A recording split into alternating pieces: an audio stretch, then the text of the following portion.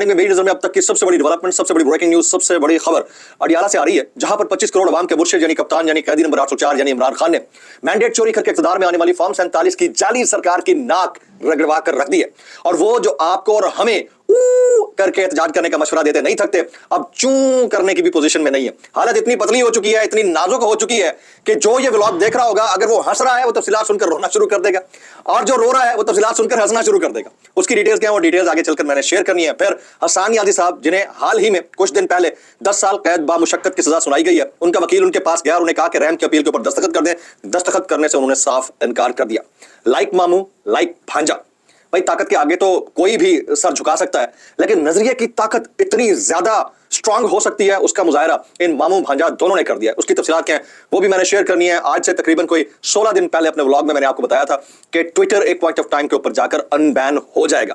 आज सुबह 8 बजे से लेकर अब तक, जिस वक्त तक ये व्लॉग मैं कर रहा हूं, पाकिस्तान में बगैर वीपीएन के ट्विटर चल रहा है। उसकी डिटेल्स क्या है वो भी शेयर करनी है। फिर जमाइमा गोल्ड स्मिथ ने एक इंस्टा स्टोरी लगाई है, दिल चीर देने वाली इंस्टा स्टोरी है, उसकी तफसीलात क्या है वो भी शेयर करूंगा, इसलिए गुजारिश है वीडियो शुरू से आखिर तक देखिएगा। इमरान खान कैदी नंबर 804, 25 करोड़ अवाम का मुर्शिद, कप्तान, जेल के अंदर बैठा है। जेल के अंदर कैदोबंद की सौबतें बर्दाश्त कर रहा है, अवाम के दिलों पर राज कर रहा है, तख्त के ऊपर बैठा हुआ है, दिलों का बादशाह है, दिलों का वजीर आजम है। वहां से बैठकर उसने इस जाली सरकार को, इत्तेहादी हुकूमत को उस पॉइंट पर लाकर खड़ा कर दिया है कि जो आपको करके एहतजाज करने का मशवरा देते हैं, उन्हें चूं भी नहीं करने दे रहा। हालत ये है, उसकी वजह सिर्फ ये है कि मुज़ाकरात इनसे बाला बाला हो रहे हैं। इनको आइडिया ही नहीं था कि इमरान खान इतना बड़ा तुरब का पत्थर लेकर बैठा हुआ है, जब वो चाल चलेगा तो ये किसी भी हाल में वापस नहीं आ पाएंगे। अब इनकी हालत बहुत टाइट हो चुकी है। आपको ये बता दूं कि इस वक्त ऐवान इख्तिदार के अंदर रोना धोना लगा हुआ है। इनको समझ नहीं आ रहा कि अमेरिका को रिबर्टल दें तो कैसे दें। इनको ये समझ नहीं आ रहा कि वोटर और सपोर्टर को किस तरह से हम पीछे हटाएं। इनको समझ नहीं आ रहा कि ओवरसीज पाकिस्तानीज ने जो काम कर दिखाया है उसके आगे बंद कैसे बांधें। इनको ये समझ नहीं आ रहा कि इमरान खान को रिलीज करें और हमें फेस सेविंग मिले तो कैसे मिले। बहुत बुरी हालत में, इंतहाई नाजुक हालत है। आप हंस भी लीजिए, रोना चाहे तो रो भी लीजिए, बहुत नाजुक हालत है। फिर इमरान खान साहब खुद इतने तगड़े हैं, इमरान खान साहब खुद इतने बुलंद अज़्म के मालिक हैं। इमरान खान साहब ने यह साबित कर दिया है कि वो आउट ऑफ सिलेबस लीडर है। उनके टाइगर्स ने भी साबित कर दिया, अब उनके ब्लड रिलेटिव्स ने भी साबित कर दिया। हसन खान नियाजी, अभी चंद दिन पहले उन्हें 10 साल कैद बामुशक्कत की सजा सुनाई गई है। उनके वकील ने उनसे रिक्वेस्ट की, भाईजान एक काम करें, मेहरबानी करके ये रहम की अपील के ऊपर दस्तखत कर दें ताकि जल्द से जल्द आपका छुटकारा हो सके। उन्होंने रहम की अपील पर दस्तखत करने से साफ इनकार कर दिया। हसन नियाजी ने कहा कि मैंने रहम नहीं मांगना, मैंने इंसाफ मांगना है। जिसने देना है मुझे इंसाफ दे, नहीं दे सकता कोई मसला नहीं, मैं 10 साल कैद बामुशक्कत बर्दाश्त कर सकता हूं। तो अब ये लाइक मामू लाइक भांजा, ये जो फिनोमेना है ना, इसको आप इग्नोर नहीं कर सकते। 2 मिनट के लिए सोचिएगा, इंसान है वो ताकत के आगे, सजाओं के आगे, जबर के आगे या तो सर झुका सकता है या फना हो सकता है, लेकिन जो नजरिए की ताकत है उसके अंदर कितना बड़ा दम है वो मामू ने भी जाहिर कर दिया, भांजे ने भी जाहिर कर दिया और उनके फॉलोअर्स ने भी जाहिर कर दिया, शो कर दिया। वो मैंने आपको बता दिया। अब जी कुछ बयानात में शामिल करता हूं, कुछ स्टोरीज की सूरत में। जैसे नजम सेठी साहब फरमाते हैं, उनकी जरा बात सुनिएगा। वो कहते हैं, फौज ने मिलिट्री कोर्ट से बंदे आजाद करके पैगाम दिया है, हम मुज़ाकरात चाहते हैं। लेकिन जैसे ही वो कैदी बाहर निकले, वो फिर इमरान खान जिंदाबाद के नारे लगा रहे थे और उनका इस्तकबाल वज़ीर आला हाउस में किया गया। फिर फौज ने उस्मा बुखारी से प्रेस कॉन्फ्रेंस करवाई और उस्मा के मुंह से कहलवाया कि फौज कुछ होश के नाखून ले। ये नजम सेठी साहब के जुमले हैं और ये टेलीविजन के ऊपर बैठकर बोलते रहते हैं। अल्लाह ही बेहतर जानता है कि ये क्या बोलते रहते हैं। अच्छा, इससे पहले कि मैं मजीद आगे चलूं, जरा आपको ये मैं अपना वीडियो क्लिप सुनाता हूं। इसको मैंने ट्वीट भी कर रखा है, आप चाहें तो देख सकते हैं, रीट्वीट दिया हुआ है मैंने। जरा सुनिएगा 20 दिसंबर 2024 को मैंने क्या बोला था। मामले के ऊपर देखते हैं कि अगले महीना बड़ा इंपॉर्टेंट है। आप ट्रंप को आने दें, Trump administration including Elon Musk को आने दें। पाकिस्तान में ट्विटर भी अनबैन होगा आने वाले चंद दिन में। ये मेरी बात याद रखिएगा, ज्यादा टाइम नहीं है इसमें। ये आप 1-1.5 महीने के अंदर ट्विटर को अनबैन होते हुए देखेंगे। बाकी मामला में भी चीजें होंगी।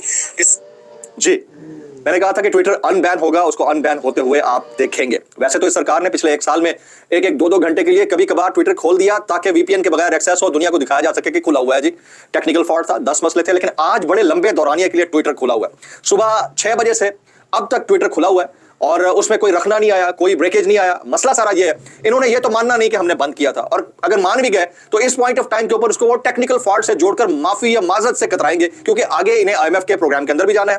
इनके ऊपर यूरोपियन यूनियन का एक सैंक्शन का मामला भी सर के ऊपर लटका हुआ है। फिर ब्रिटेन ने और अमेरिका ने ऑलरेडी इनको वार्न कर दिया है। तो इस सूरत हाल के अंदर मुझे लगता यह है कि ट्विटर इन्होंने खोल दिया है। मुझे ऐसा लगता है, हो सकता है ये कोई चाल भी हो सकता है ये कोई लेपा पोती भी हो, लेकिन मुझे ऐसा लगता है कि ये खोलने लगे हैं। ये इसका स्टार्टर पॉइंट हो सकता है, ये वो मेन कोर्स सर्व करने से पहले स्टार्टर दिया जाता है ना, हो सकता है स्टार्टर हो सकता है मेन कोर्स ही हो। तो इनके ऊपर असर हो गया। और जिस तरह रिचर्ड ग्रैनल ने एलन मस्क को ट्वीट में कोट किया था और पाकिस्तान में स्टारलिंक के बारे में कहा था और ट्विटर के हवाले से कहा था। मुझे लगता है इनको आइडिया हो गया कि आने वाले चंद दिन में इनके लिए मुश्किलात बढ़ सकती हैं, तो इसलिए बेहतर ये है कि ट्विटर को खोल दिया जाए। तो जाली सरकार जाने से पहले ये वाले मामलात भी करते हुए नजर आती है। अब आ जाते हैं जनाब जमाइमा खान साहिबा के ऊपर। जमाइमा खान साहिबा ने एक स्टोरी आज शेयर की, ये मैं तस्वीर दिखा देता हूं, ये मुलाजा कीजिए।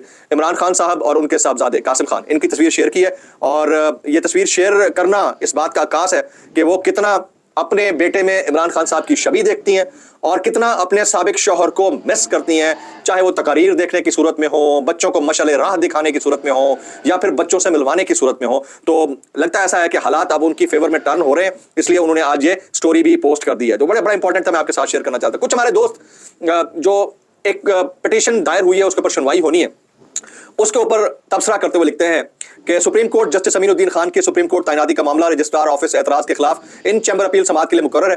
जस्टिस जमाल मंदोखेल 6 जनवरी को चैम्बर में अपील समाअत करेंगे। साबिक chief justice Peshawar high court Waqar Seth मरहूम ने आउट ऑफ टर्न तैनाती चैलेंज की थी।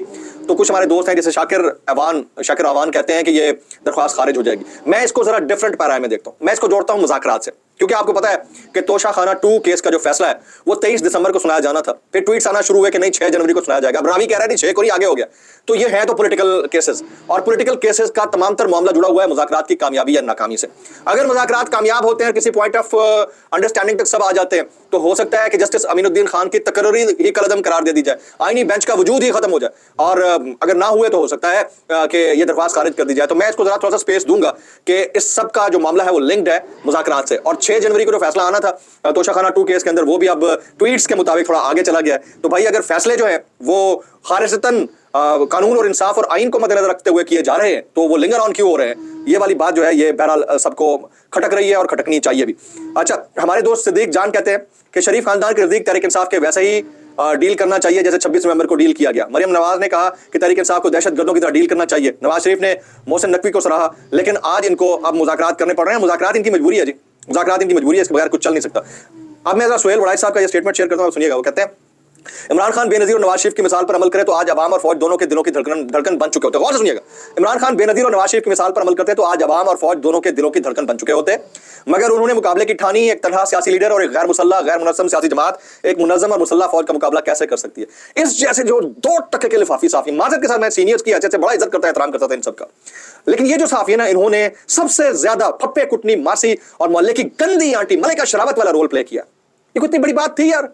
आप सामने ला खड़ा करते हो ताकत को, और एक ऐसे शख्स को जिसके पास सिर्फ अवाम के वोट की ताकत है। ये कोई कंपैरिजन बनता है यार? कोई शर्म आनी चाहिए आप लोगों को। साफी तो जमहूर के साथ खड़ा होता है, ये कौन से आप किस तरह की आप जो है ना ताकत कर रहे हो भाई? शर्म से डूब मरना चाहिए। बांग्लादेश के अंदर तब्दीली आई है जी, मुल्क को कौम के बानी मुजीबुर रहमान नहीं जनरल ज़ियाउर रहमान को करार दे दिया गया बांग्लादेश के अंदर। ये बड़ी बात है भाई। ये जो इतने अरसे से उनको सबक सिखाया जा रहा था, वो सबक उन्होंने उठा के बाहर फेंक दिया उनके मुताले बांग्लादेश का। बैरिस्टर गौहर साहब की आज एक स्टेटमेंट मुझे बड़ी पसंद आई है। वैसे तो मुझे इनके कॉल फोइल में तजाद ही नजर आता है, लेकिन उन्होंने कहा कि पीटीआई के बाहर बैठे हुए लोगों ने मसाइल पैदा नहीं किए, यहां बैठे हुए लोग जो पावर में हैं उन्होंने मसाइल पैदा किए। बाहर बैठे हुए लोग तो पाकिस्तान में जमहूरियत चाहते हैं। वाह, वेरी राइट। पहली दफा कोई स्टेटमेंट मुझे इनका जो है ना वो इंप्रेसिव लगा।